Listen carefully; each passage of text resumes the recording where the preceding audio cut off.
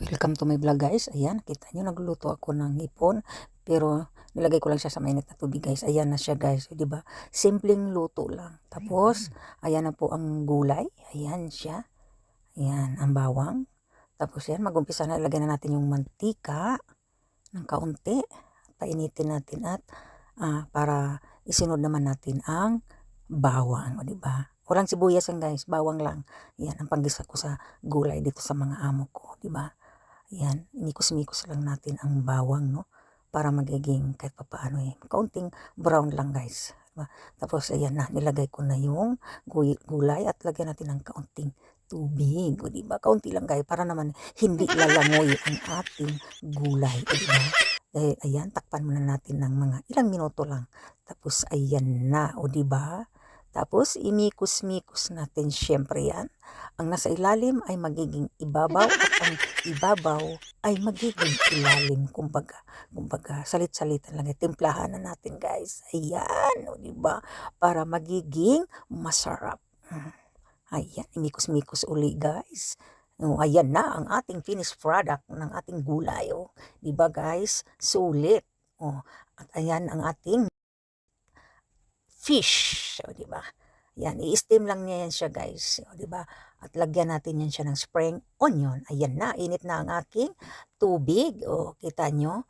Ayan, tapos takpan muna natin. Siyempre, ayan, kumulo na. Tapos ilalagay na natin yung ating fish. O, diba?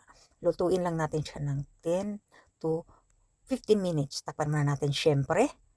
Ayan, para maluto. Ayan na siya guys. O, diba? Ang bilis. O, kita nyo yan. Ano yan siya guys, with chili, o diba? Para naman sarap. Tapos lagyan ng spring onion. Ayan. O diba guys? Napakagandang pagmasdan, kumbaga. Ayan na ang finished product ng ating steamed fish, o diba? At ito naman ang ating soup, ayan. Pork spare ribs, at saka yung carrots, o diba? Complete ricados ang ating menu today, o diba guys? So kailangan magiging masarap lahat ng ating niluluto para maubos. Ayan na ang kumpletong ulam namin guys.